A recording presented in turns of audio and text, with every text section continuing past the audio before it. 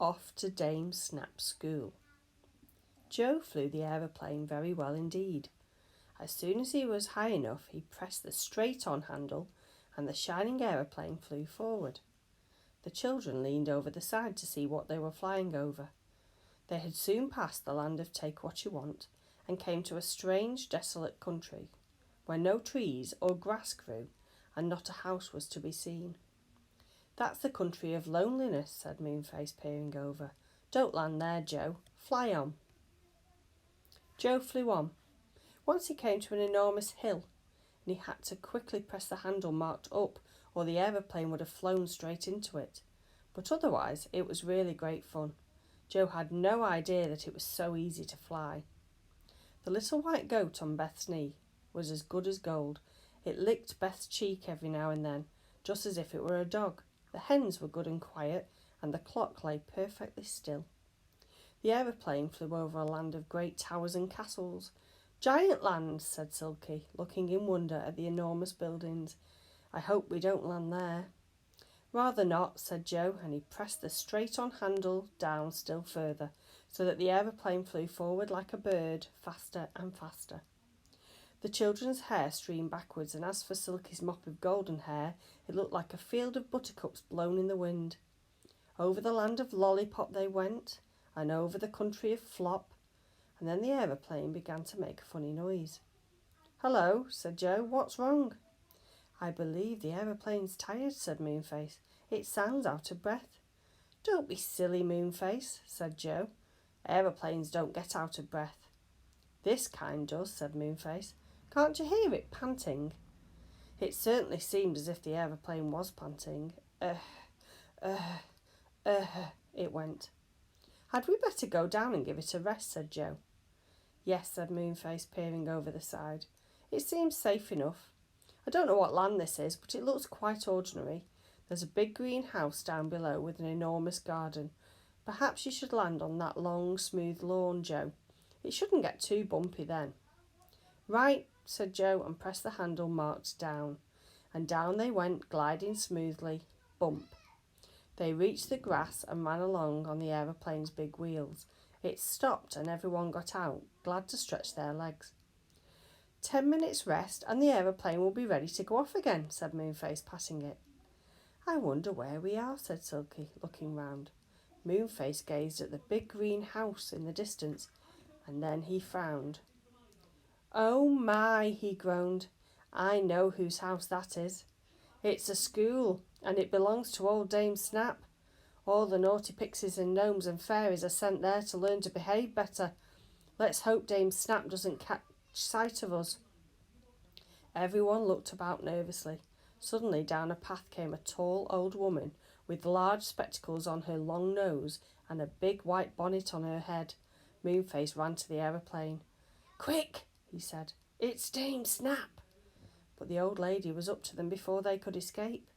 "Aha," she said. "So here's another lot of naughty folks sent to me to be cured.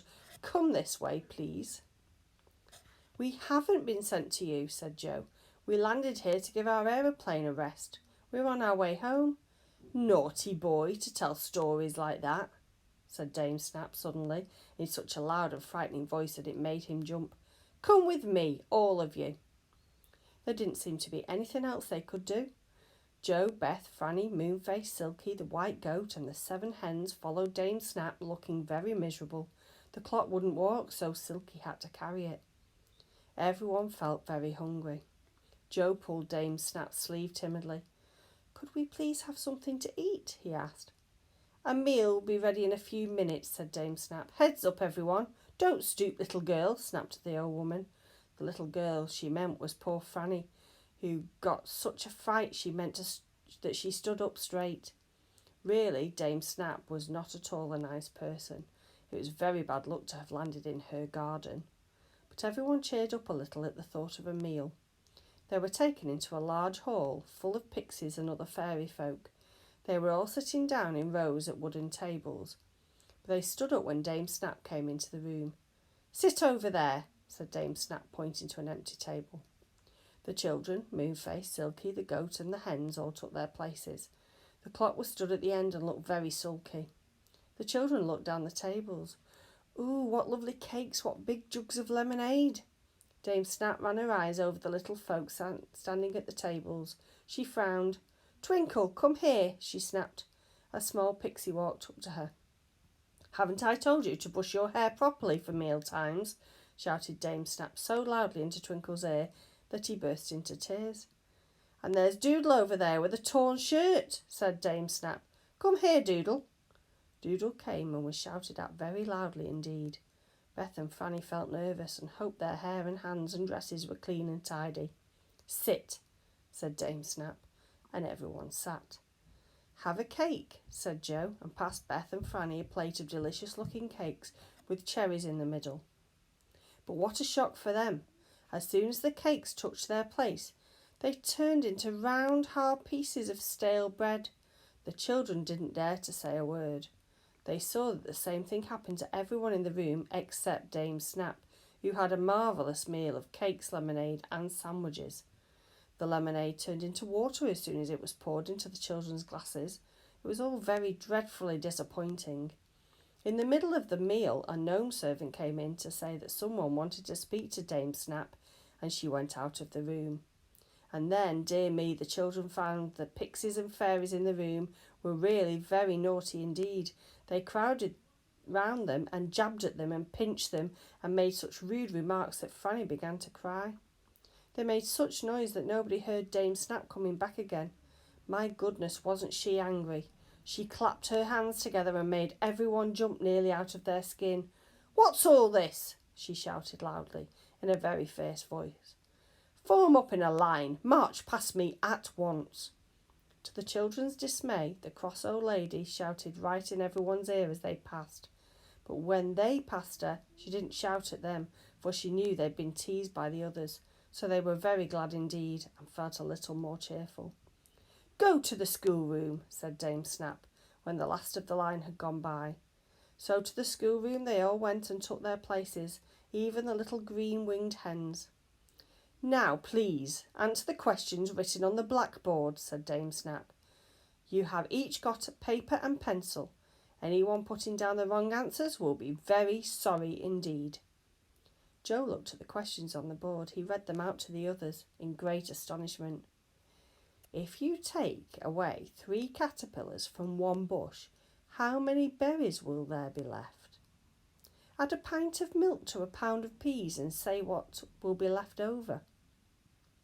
If a train runs at 6 miles an hour and has to pass under 4 tunnels, say what the driver's mother is likely to have for dinner on Sundays. Everybody gazed at the board in despair. Whatever did these questions mean? They seemed to be nonsense. I can't do any, said Moonface in a loud voice, and he threw down his pencil. It's all silly nonsense, said Joe, and he threw down his pencil too. The girls did the same, and Silky tore her paper in half. All the pixie and fairy folk stared at them in the greatest astonishment and horror. Indeed, said Dame Snap, suddenly looking twice as big as usual. If that's how you feel, come with me. Nobody wanted to go with her, but they found that they had to, for their legs walked them after Dame Snap without even trying to. It was most extraordinary. Dame Snap led them into a small room and pushed them all in. Then she shut the door with a slam and turned the key in the lock. You will stay there for 3 hours, and then I will come and see if you are sorry, she snapped. This is awful, said Joe gloomily. She's no right to keep us here. We don't belong to her silly school. We haven't been naughty. It was just an accident when we came here. Well, what do we do now? Asked Silky, pushing back her golden hair. It seems as if she will have to stay here for 3 hours and then say we're sorry and be shouted at again. I don't like it at all. Nobody liked it. They all sat on the floor and looked angry and miserable. If only they could escape from Dame Snap's silly old school.